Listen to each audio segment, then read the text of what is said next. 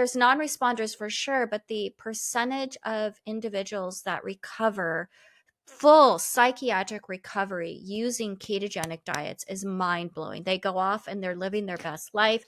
And this is much different than our very low bar of symptom control. When I say people are recovering on ketogenic diets, I am not talking about they were able to make a sandwich that day and take a shower. I am talking about full coming into psychotherapy saying, I have so much more capacity. Therapists, let's get real. Most of us were not trained at any point through a master's degree, doctoral programs, even post-grad training to think even that tiniest bit about the impact of things like nutrition, insulin resistance, or mitochondrial functioning, and how that might be impacting the mental and emotional health of our therapy clients.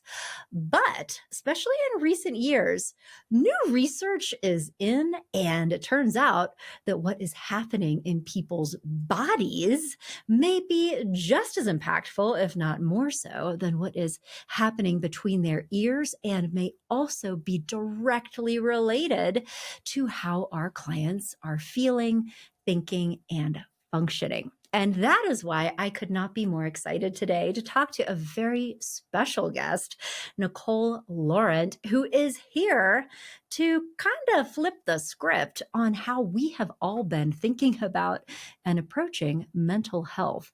Nicole is a leader in a newer field called metabolic psychiatry, and she is on a mission to help therapists just like you learn about and integrate ketogenic therapies into clinical practice in order to create really powerful outcomes for clients, sometimes even in situations where nothing else has worked. So if you have got clients with anything, depression, anxiety, PTSD, bipolar disorder, good old-fashioned brain fog, you need to hear this, because Nicole's ideas might just be the breakthrough that you and your clients have been waiting for.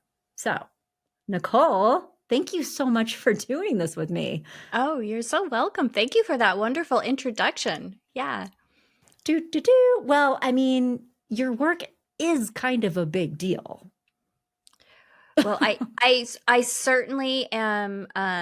I'm certainly passionate and driven to do it, and so it's definitely a big deal to me. But yes, it is paradigm shifting the field that I'm in. Totally. Okay, well, I have so many questions for you, but first of all, just to orient our listeners whose ears might have just perked up a little bit, but they're still like, I don't know what we're talking about yet. Take us in just a broad overview. What is metabolic psychiatry? Broad strokes. We'll go into the details over the course of our conversation, but like, what is it and how does it work? Yeah. So metabolic psychiatry is an emerging subfield of psychiatry. I wouldn't say that it's necessarily new, although many of us experience it as new. So, for example, Stanford University has had a metabolic psychiatry clinic for many years now. And they have been utilizing metabolic therapies, which include ketogenic diets, in a host of different mental disorders. And so it's been around for a little while, and the metabolic effects of the effects of metabolism on mental illness have actually been researched and studied quite extensively. And there's been observations, back in medieval times, right? When people would have seizures, they found that when they fasted them, that their seizures would come under control, for example. And obviously we can't fast someone with epilepsy nonstop. And so in the early 1920s, a doctor found ketogenic diets and started to mimic the effects of fasting without starvation, obviously. And it was just been going on ever since, in terms of this is a well-established neurological intervention that was used well before medications came on board for epilepsy and for seizures. And so there is actually a very robust research base on the metabolic effects of ketogenic diets and the effects it has on brain function and brain health and neurotransmitter function, inflammation. This is a robust and well-established research base. And it's just now finally, over the, I would say, the last 10 years, been talked about in psychiatric treatment. It's big. Thank you so much for saying that. And you're absolutely right that, even though I just heard about this last year, I was like, what? And started reading everything I could get my hands on because I think it's so fascinating. This is not actually new, that this is something that has been known for a long time. It has been tested. People in different disciplines have been utilizing these concepts for decades, going back to medieval times. And as is so often the case, brilliant researchers toiling away in the trenches, right? Like with no fanfare, like working in Right. obscurity, but that finally some of these ideas are starting to trickle out, be more widely understood, widely utilized, widely respected. There's more in the air, in the zeitgeist. Yes. And it is time for therapists to start understanding these ideas too, because I hear what you're saying. Even though these ideas have been around for a long time, I mean, I have never encountered a therapist, at least to date, who had this in their mind as part of Right. any type of variable related to clinical practice. It was not part of my training through a master's program, through a PhD. And like, I spent a lot of time with a lot of therapists. Yes. Nobody ever talks about this. Maybe in certain sections. I mean, I'm not wandering around the halls of psychiatric hospitals where there's a lot of epileptic people or that kind of thing. So I don't know. No. Maybe it's just the crowd I hang out with, but Yeah. I feel like this is new for therapists. Well, it is, but it really shouldn't be, It because shouldn't we are be. trained for a biopsychosocial practice. Word. Yes. Biopsychosocial practice. And so often I think we give lip service to the bio, So or true. our understanding of the bio is very surface, or can be very surface. I shouldn't say that. There's some very educated therapists out there around that pillar for sure. But this is a bit more than, I would say, emerging at this point. And so therapists, psychotherapists you're going to get people in your office that are going to ask you about this. Yeah.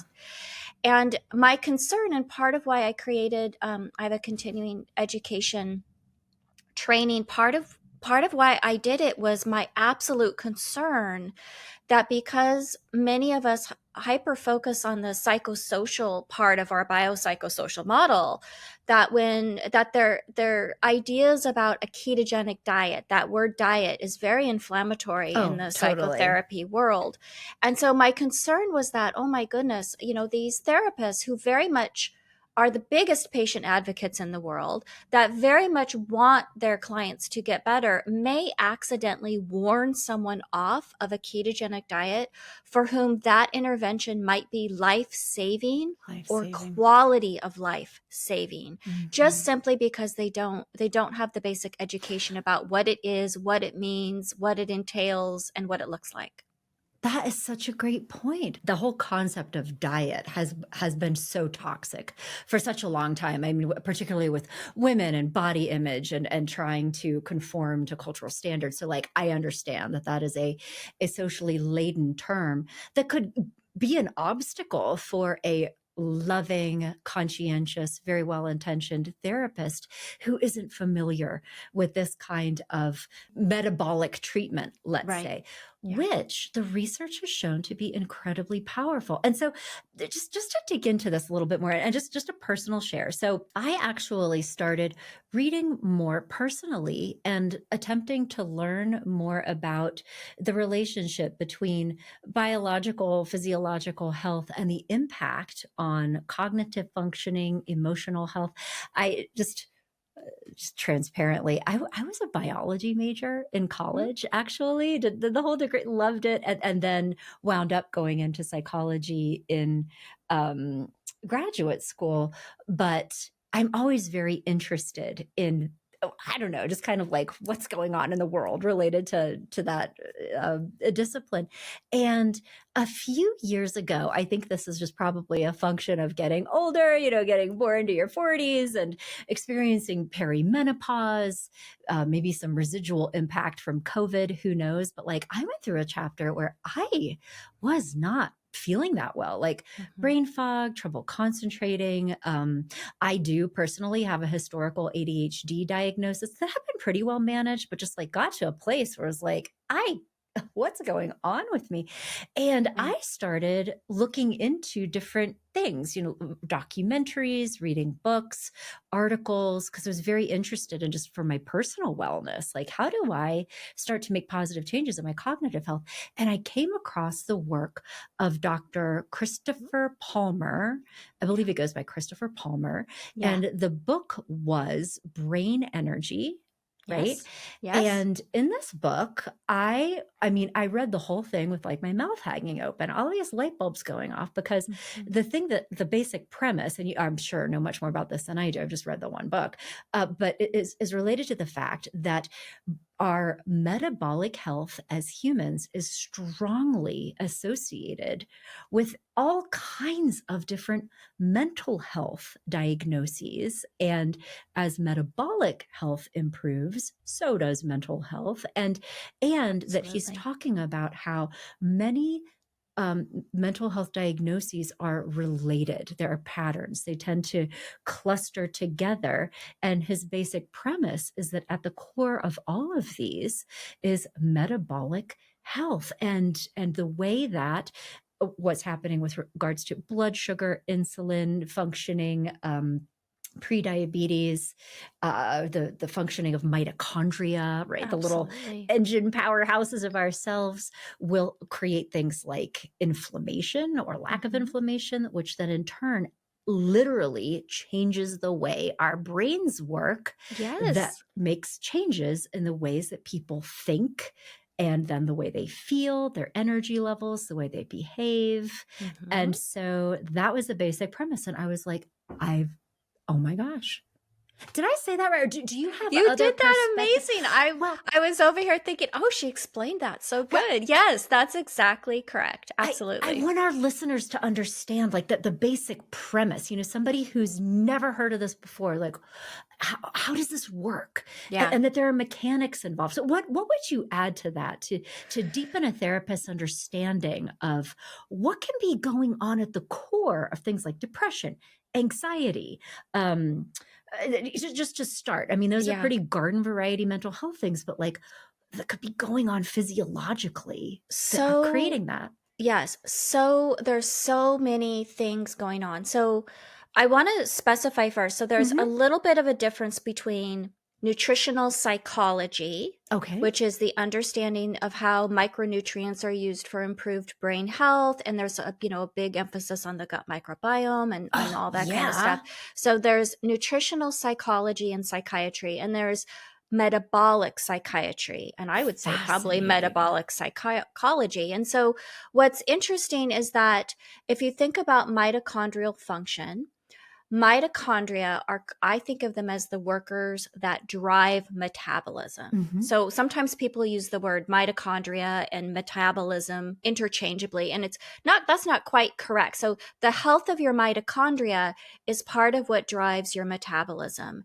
And when you think about nutritional psychiatry or nutritional psychology, the focus is on the to some degree on the micronutrients. And yes, those little mitochondria, they have to have sufficient amounts and types of micronutrients in order to function and to be healthy. But mitochondria are also energy based also. And so what we Energy and like physiological, actual yes, energy, not hormones. You not talk about metaphysical hormones. woo-woo Mhm. energy, just to Yeah. be clear. Okay, go ahead. Keep Although I going. know a really amazing mitochondrial researcher who I know he delves in the woo woo a little bit because he's just, he's so into Yeah. this super cool quantum energy stuff that's going on with all the things. So while someone can improve the micronutrient composition of their diet, and yes, that can help improve mitochondrial function and thus metabolism for many disorders, in which there is a metabolic component, meaning there is insufficient energy for the mitochondria to do the basic housekeeping and the Mm. basic function and work. Sometimes a harder core intervention needs to happen, which is a metabolic reset that is provided by a ketogenic diet. Mm. So, ketogenic diets are pleiotropic interventions, meaning that there are many different levels at which they have effects. What Medic was the word you said? I Pleiotropic? I say it like that because I'm never quite sure how to say it. So That it's works. PLEIOTROPIC, Okay. I believe is how you spell it. Pleiotropic. Okay, got Meaning, it. yeah. So several different effects. And I just want to be really clear to your audience that we do not have medications that do all the things that a ketogenic diet can do. Wow. And so when I first started delving into this as a therapist, it became really apparent to me that I would have to understand this treatment in the same way and talk about it in the same way that clients expected to hear about medications. Hmm. So I did a really big deep dive, and I looked up all the things that ketogenic diets do, those different effects, and then I Mhm. went to the DSM and I pulled the diagnoses, and then I pulled the research around, does this diagnosis have chronic neuroinflammation? Does this diagnosis have oxidative stress?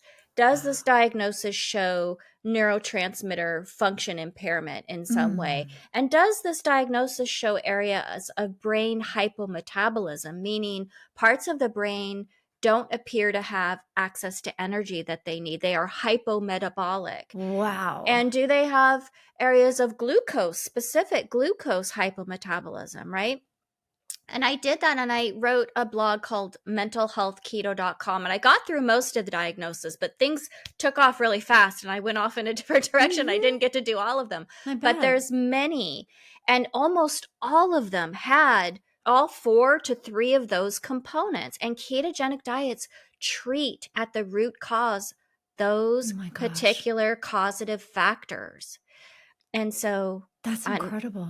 yeah, they I do. mean, that's just amazing, though. And I also want to hear more about the backstory here, just because I'm like a pathologically curious person, so I need to know all the details. But just the fact that you took the time to be like, wait a minute, and like putting these pieces together and drawing the lines between what you were understanding about that metabolic health and the impact on different aspects of brain function, and then going through the DSM and being like, wait a minute, that's also a part of these different disorders. And of course, I would love to link to your blog post in what we put out in the world so that our listeners could like take a look at your work there. Sure.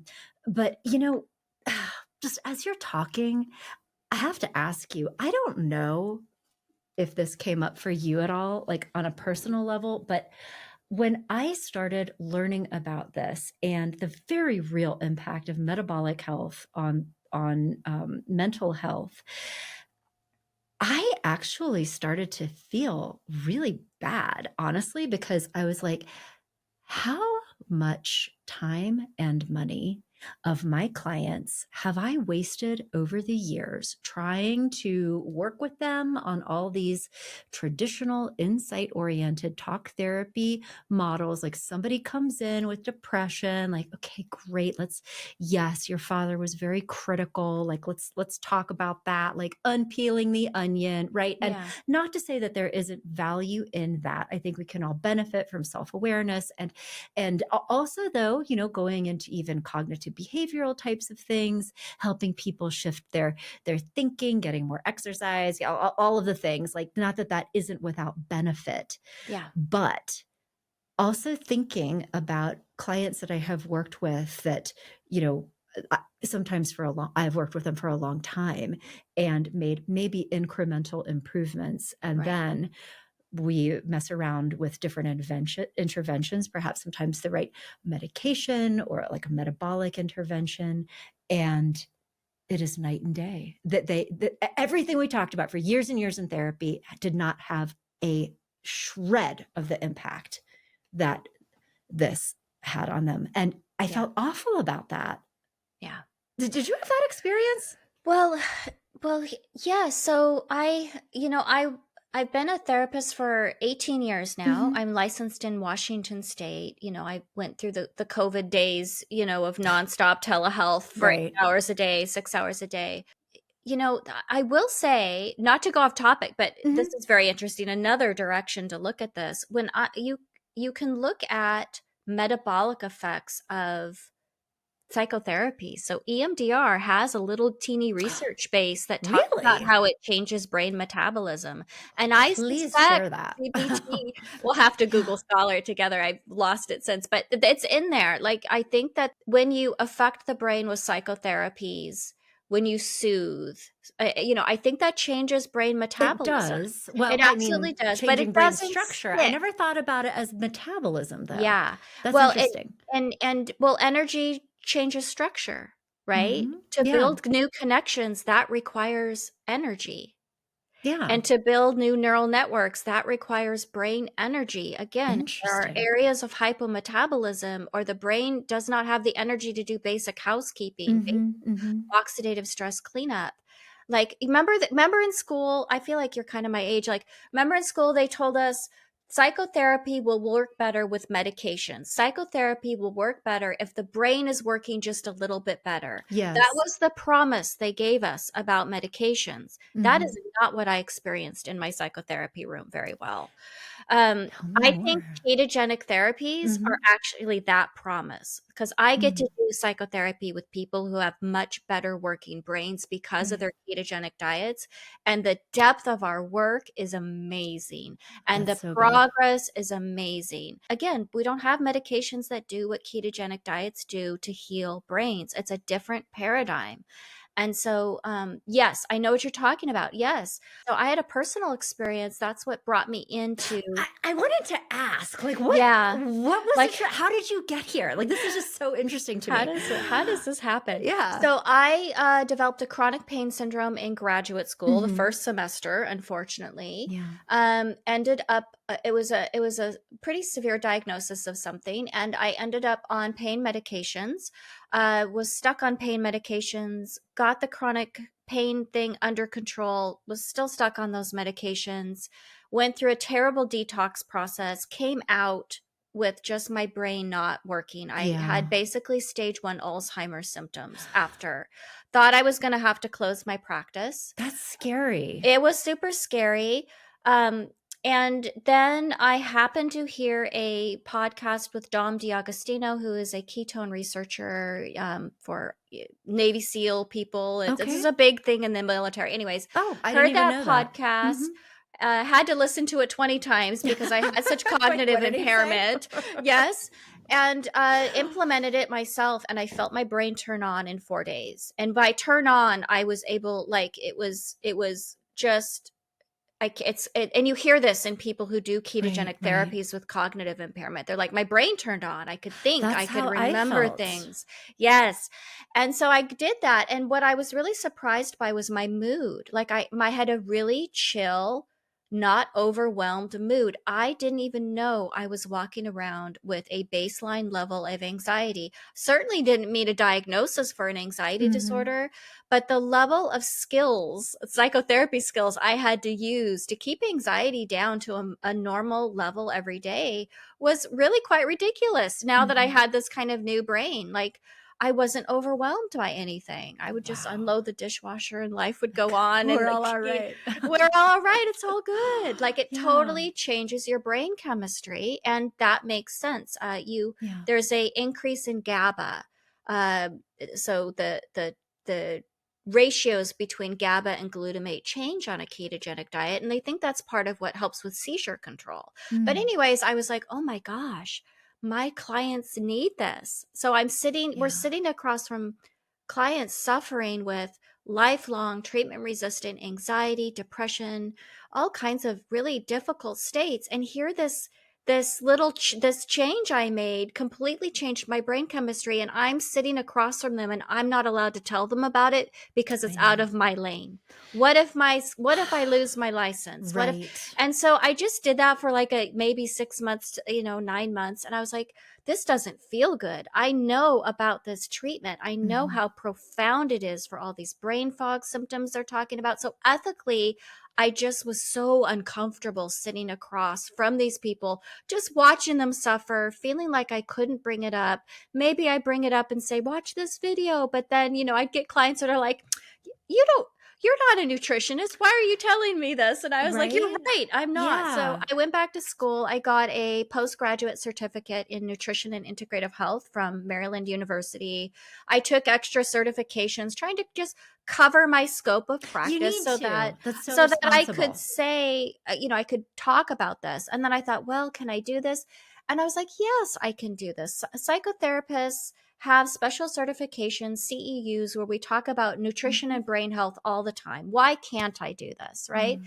Then I went to some specialized trainings for advanced ketogenic therapy. Next thing I know, I'm formulating the diet and I'm using my psychotherapy skills to help them make it through that big lifestyle change. And then I'm doing psychotherapy on them post ketogenic diet. And we're doing beautiful work. And I just built this amazing practice where this is all I do. They come to me Incredible. looking for this and I help them with those pieces, and then there's non-responders for sure, but the percentage of individuals that recover full psychiatric recovery using ketogenic diets is mind-blowing. They go off and they're living their best life. And this is much different than our very low bar of symptom control. When I say people are recovering on ketogenic diets, I am not talking about they were able to make a sandwich that day and take a shower. I am talking about full coming into psychotherapy saying, I have so much more capacity.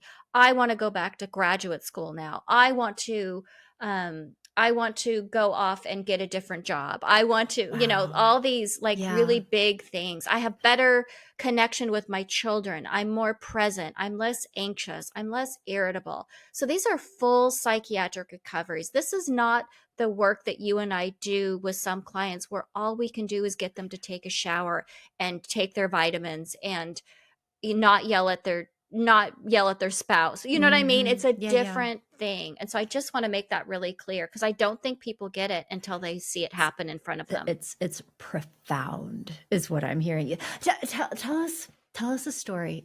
So a typical representation of a kind of client that might come in, and first of all, why did they choose you? Do they already know about the ketogenic recovery? And so that's why they're coming to you. But like, what would be a typical representation? I mean, somebody who shows up, darkens your door, and is like, "I am not okay. I need help." Walk us through what that looks like in your practice. Where do they start, and what are the kinds of changes that they make with your support in order to Yeah. to attain the kind of recovery you just described? Yeah. Well, early on in my practice, before I only did this, I would get, Hmm. all kinds of people, and because I know about this, we would have to talk about nutrition and are you getting your micronutrients that Yeah. you need even for your brain to work and how much protein. So we would kind of sneak it on in, but now I don't have to sneak it on in or bring it in as a Yeah, bio pillar of a right. biopsychosocial practice. Like, So this is they what we're doing. find me. Mhm. They Okay. absolutely find me. There are wonderful organizations trying to educate the public about this. So, Mhm. metabolicmind.org is a great place where people find me, and they have a YouTube channel. They find me, they come. Often they have serious mental illness, but not always. Um, so, schizophrenia, schizoaffective disorder, bipolar 1 and 2, and sometimes their caregivers are the ones that contact me, and I help them Mhm. learn how to implement the diet for their people. And they come ready to go. So there's no, gosh, I don't know if this will work for me. There isn't any, gosh, I'm not sure if I want to do this. I'm not sure if I can do it. They are, lady, get out of the way and give me this information to try Okay. this. And often I'm like, That's oh, great. we gotta go a little slower. And they're like, no, I'm doing it tomorrow. So they have hope for the first time. Right. Some of these people with serious mental illness, Yeah.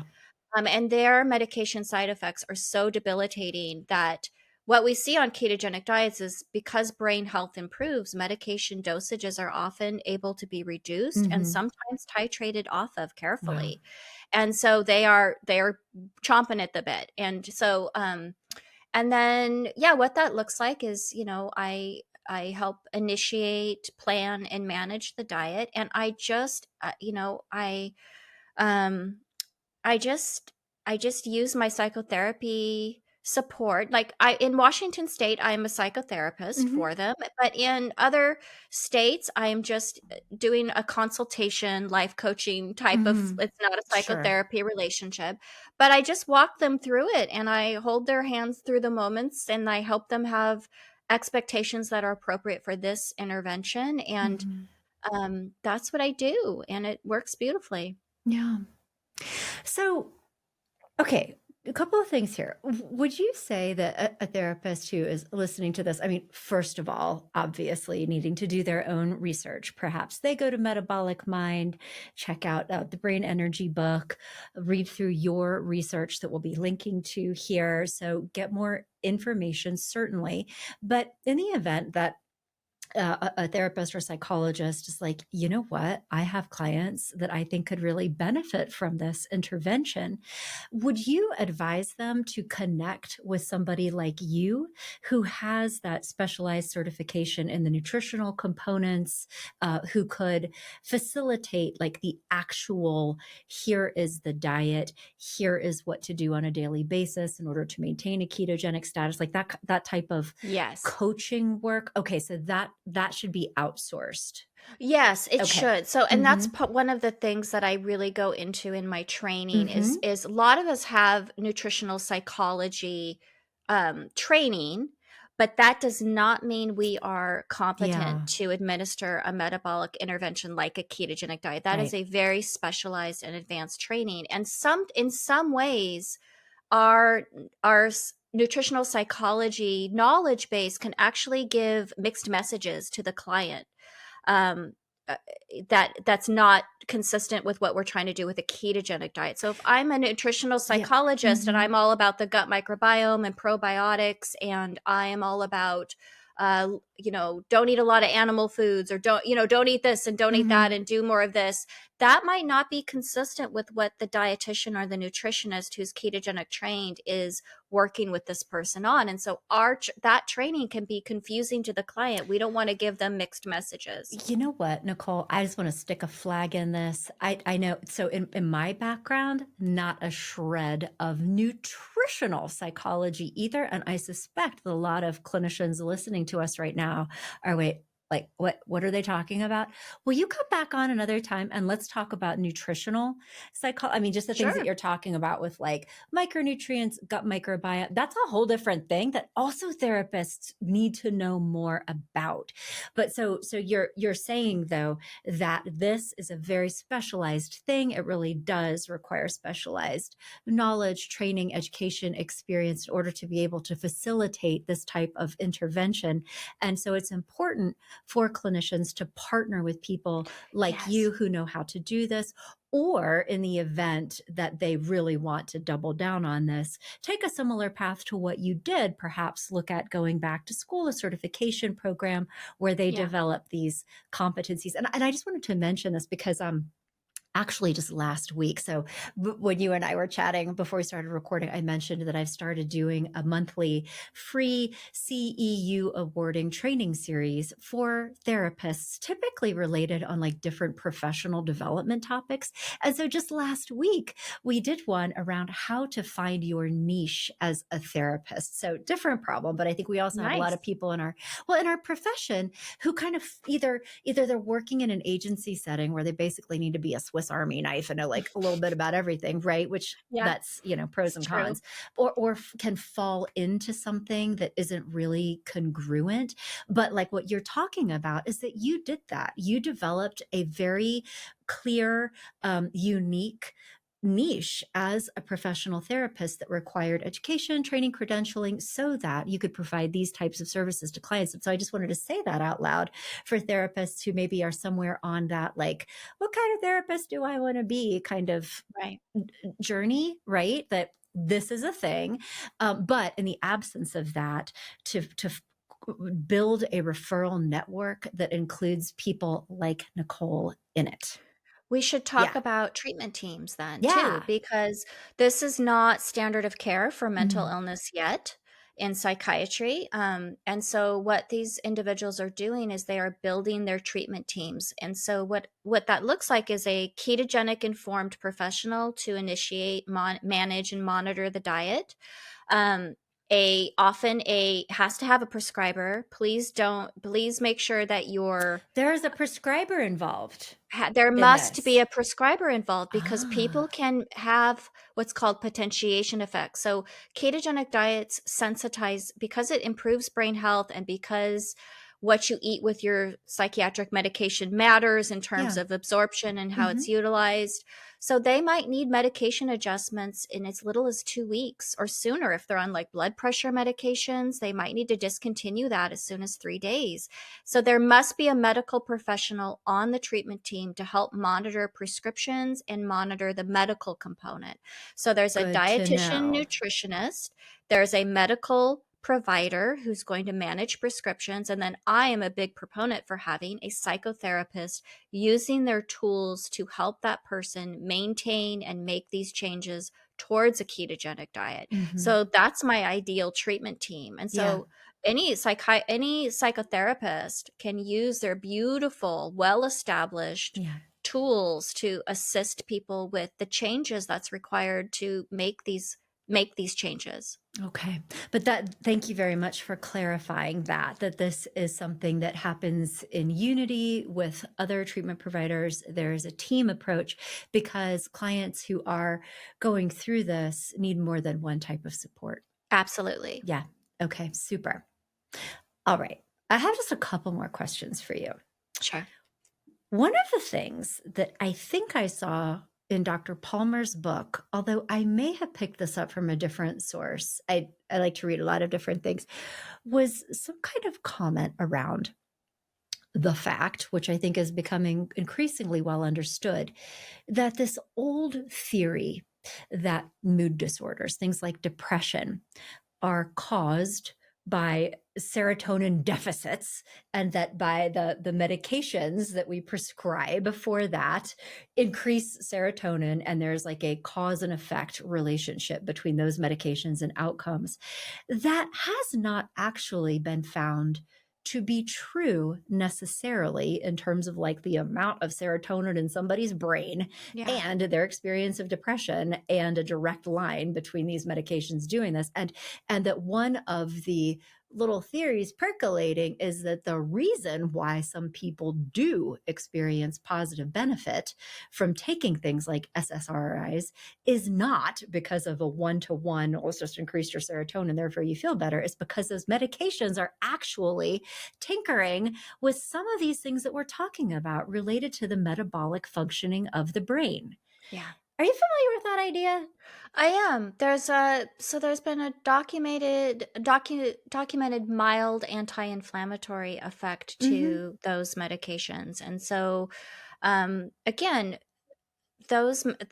it isn't going to go after the root cause of what is Of causing course. the neuroinflammation in the first place. And Right. there's so yes, it's so the best way to kind of think about that is that was just one little piece. So there's it's not so much about neurotransmitter amounts, Mhm. I believe it's about the function. Mhm. It's the function. So one of the you know it the so ketogenic diets have effects on GABA and glutamate ratios, those two neurotransmitters. Mhm. GABA is inhibitory, GABA is excitatory. High levels of GABA can cause excessive neuroinflammation and Mm. be considered neurotoxic. And so if something is getting in the way of those ratios for that particular neurotransmitter system, then we get all kinds of problems for sure. There's it's difficult to study the effects of ketogenic diets on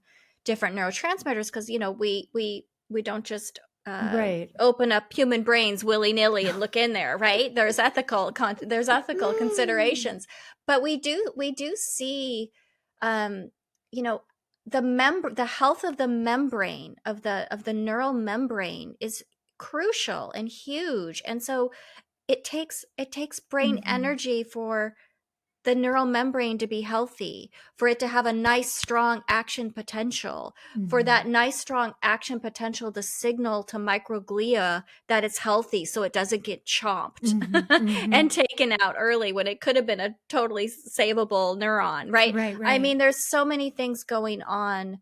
I really think that, in another 50 to 100 years, they're going to look back on that theory and just really laugh at us like we Yeah. were cavemen in the Dark Ages. Well, Yeah. it's so interesting, like some of the medications that we have are trying to pull some of the levers in a small way that a ketogenic diet does in a big way, going Yeah. back to the idea that a ketogenic diet, at least my understanding, is the, uh, the diet that human beings are kind of supposed to have in That many is the ways. theory. That Yeah. is the theory. So there's Hmm. and there's studies done on populations that do not have mental health diagnosis. So, for example, I'm really bad at remembering authors' names on studies. I always have to Me look it up. too. Yeah.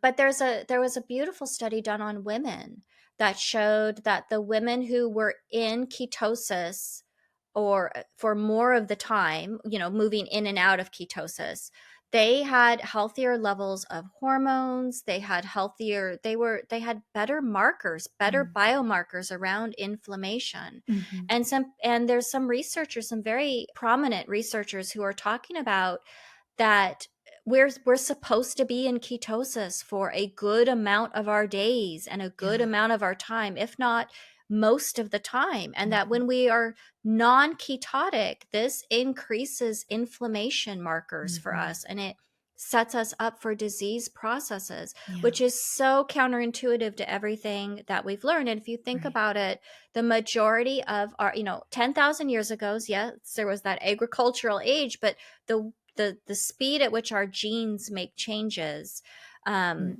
Mm-mm. then it's possible that this really high carbohydrate infused environment that we eat from, that we feed from, is not ideal for what our Yeah. body is expecting and wants. And so if Mm-hmm. someone develops insulin resistance, Mm-hmm. uh, because they have partaken in this really high carbohydrate environment, Yeah. if they're insulin resistant, their insulin stays up for very, very, very long periods of time. And while insulin is up, ketone levels are non-existent, or Mm-hmm. aren't there. And so think about it. We're supposed to go into a ketotic state at night, and that provides neural network stabilization and organ system stabilization. But if I have really severe insulin resistance, I never get that window of Yeah. ketone production. And you can Mm. just imagine how this builds and drives chronic disease. Oh, yeah. And the way your brain works. I mean, Mm-hmm. it makes perfect sense. Okay. One last question. And I'm so curious about this. And this is definitely an anecdotal thing, but I'm very curious to hear your thoughts. Do you have any opinions about, oh gosh, the class of medications? Ozempic would be one of them, and the impact that some of these drugs are having on some of these metabolic processes, and um, adjacently, brain health, mood stabilization. So, one of the reasons why I ask, I have had therapy clients with chronic, you know, moderate to sometimes severe depression, who in recent years, and also health things going on, chronic pain and inflammation, obesity, like there's a cluster, but get on some of these drugs that are designed to change metabolic processes and blood sugar and all those things, and a couple weeks later come back to a therapy session and be like, oh my god, I feel so much different in terms of my mood, the clarity of my thinking, all these things that we've been talking about for session after session that have been such a big deal are not actually that important anymore. Now I'm like seeing these things differently. That is what I have experienced, at least with a couple of clients with these drugs. And I wonder what your take on this is at all, if you're familiar Yeah. with this, and if you think there is a connection here between what some of the drugs are doing and their physiological processes Absolutely. and the So impact. there, Hmm. so yeah, so GLP-1 is Thank you, GLP-1. yes, and I don't speak on this as well as some of my colleagues, for sure. So Hmm. So you can activate GLP-1 with those medications, and you can also activate it with a ketogenic diet. Yeah. But here's the thing. So, yes, people get psychiatric benefit sometimes from using GLP-1s, and that makes sense Mm-hmm. because it's affecting metabolism. But often those medications do have side effects that we're Yes. not talking about, and there are some GLP-1s where there is a higher suicide rate Oh, interesting. I that didn't is know being that. talked about. Well, because it affects, so it's often used for food addiction, right, and Hmm. dopamine, and so it has effects on dopamine, and so but if you there's an anhedonia component that can Mm-hmm. happen with higher levels of those medications. There's gastroparesis, where there's digestive issues that happen. There are side effects to that we do not get from a Of ketogenic course. diet. Right. And so I really do warn people away from there. Mm-hmm. I have so many people who are successful doing ketogenic diets and Right. get the hang of it and feel so much better. Why would I want them to put some health at Yeah. risk, Yeah. right, around that? And there is that increase in suicidality. So Metabolic Got it. Mind was concerned about the reports around that and the statistics around that. And I Mm-hmm. Mm-hmm. believe they have a video on their website about Okay. that people can check out. But Nice. yes, metabolism, brain metabolism. Okay, I'll check it out. But that's good, because just in case anybody was thinking like, loophole, I don't actually have to go on a ketogenic diet. I can just take this drug and all of the wins. And you're saying slow your roll, actually, to be able to create and sustain a natural dietary ketogenic state is really the way to go. It's something Yeah. that doesn't have the same health consequences potentially. And it is a real, like, macro shift in the way we eat food that is sustainable over time. And also, I mean, even just the cost of some of these drugs, I understand, is very prohibitive. And so Yeah, for many, many absolutely. And then reasons. I just want Yeah. to clarify Hmm. too. So a medical ketogenic diet is different than the ketogenic diet we see all over the internet, where Oh, people are tell me just what you mean. Oh yeah. For many years, that ketogenic diet has been talked about for weight loss, and people will do it, and they'll just eat from a low carb food list as much as they want, and they'll lose great amounts of weight, and they'll Hmm. improve their insulin resistance, and sometimes they'll even get off diabetes medication if they're diabetic, just Hmm. type 2 diabetic. And it's very beneficial to just do a ketogenic diet like that. Now, for people with mental illness, we have to kind of take it one step further. Not always. Hmm. Sometimes people get recovery just eating off those low carb food lists and doing great, and they get great brain benefits, and they're off and running there. But some people do need higher levels of ketones. We're finding correlations between ketone levels, blood BHB levels, beta hydroxybutyrate, a type of ketone. And we find, right now we're looking at ranges between 1.5 and 3 or 4 sometimes, and people feel better at those higher ranges. And so if you get a client who's like, oh, I tried a ketogenic diet, it was dirty keto, so to speak, right? If it fit my macros, I ate it, type of thing. Um, and sometimes people don't get mental health benefits from that. And so a medical ketogenic diet is something very different. So if they say, I've done it before, but they weren't working with someone Hmm. who specializes, Hmm. they might not have got full benefits, and Got they it. might not be able to say that it didn't work, because they might not have had it optimized for that disease process that they were working on. Okay. Thank you so much. That this is above and beyond a low carb diet that we're calling keto. Yeah. Uh, and this is really somebody who might be testing their blood, monitoring the levels of ketones, and really being very, what's the word that I'm looking for?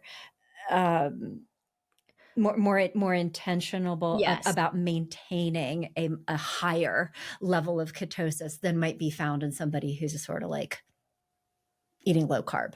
Yep. Yeah, Exactly. got it. Okay.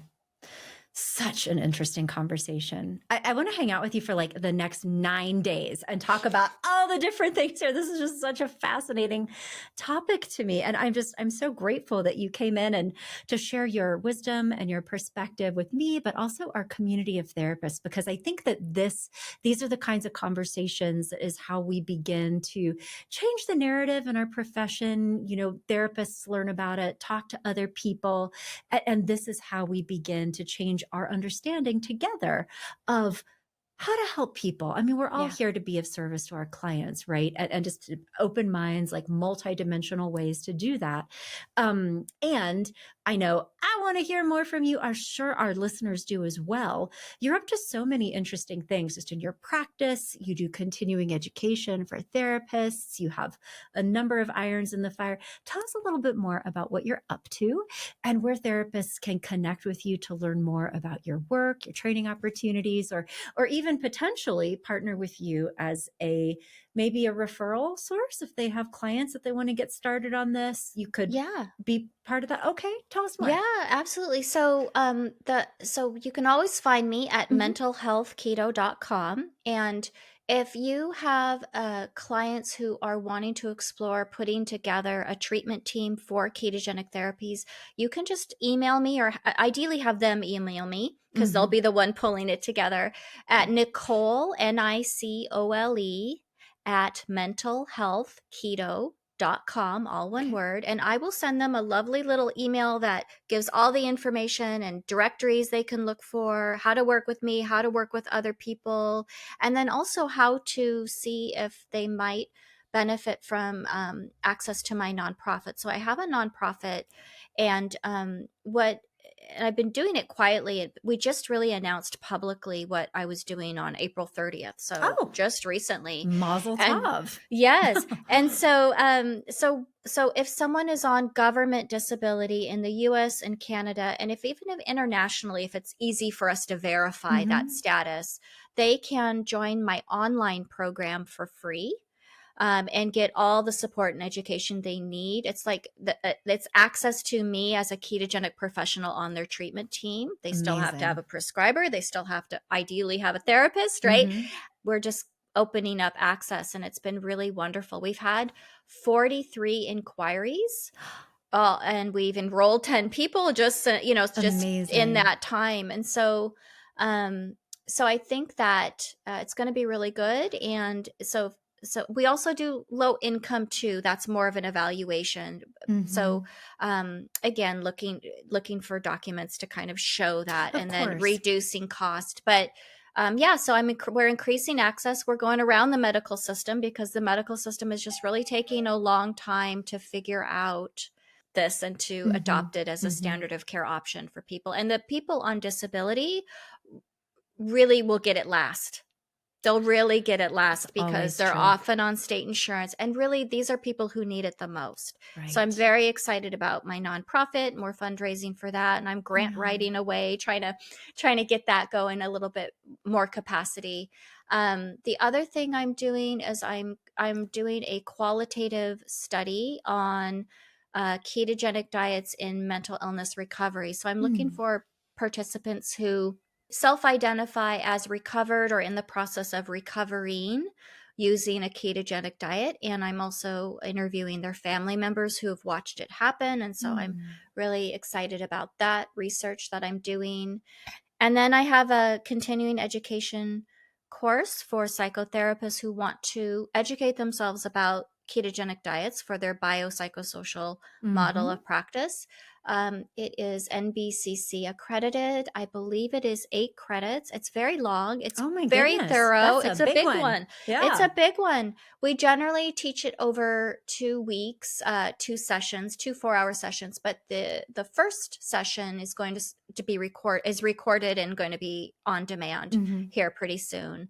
And then there's a clinical piece that I like to teach in real life and in Zoom Amazing. life, anyways. Mhm. Mhm. And yeah, so that's great. So those are just some of the Incredible. things that I've been working on.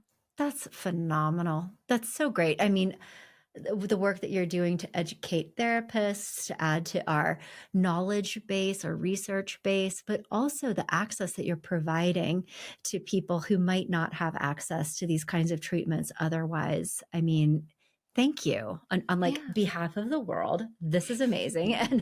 And people could learn all about this on your website, connect with you. There was something else that I feel like you mentioned. Oh, you said something about an online program. Mhm. What is that? Yeah, so I do individual Mhm. consultation, but as you know, you're only so much time, right, to do that. Right. So I found a way to scale what I do. So I have an online program. It's called the Brain Fog Recovery Program, Mhm. and it's really funny because when I was doing research for that program, I delved into like the subreddits and the Facebook groups, and that was in 2022, and they were Mm. not ready to hear that diet had anything to do with their symptoms, or they didn't know what it was. And so I really did want to make a metabolic psychiatry Mhm. recovery program, but the world was just not ready. And so I Yeah. named it Brain Fog Recovery Program because everybody That's can what they want. identify Yeah. with mood and cognitive symptoms, and I did that. But it's really wonderful. It's lessons. So you go through lessons online and you show up for live Q&As each Mhm. week. And we look at your diet information. We check your ketone levels.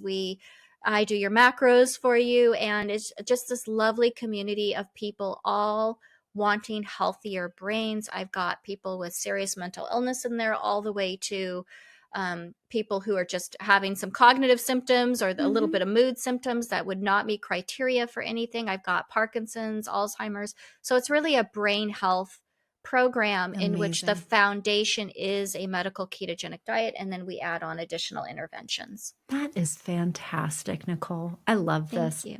And all of that is available on your give us the address one more time and then we'll Yes. wrap up. Yeah, absolutely. So mentalhealthketo.com. You can mental find health all that good stuff. mentalhealthketo.com. Well, again, thank you so much for your time today and also your work. You are creating so many opportunities for people to get involved in this on many different levels. And I'm a fan. So, Thank you. oh, Thank you. It's been well, really good. thank you. Well, I hopefully we'll have the opportunity to talk again sometime. Yeah, absolutely. I had a great time. Thank you.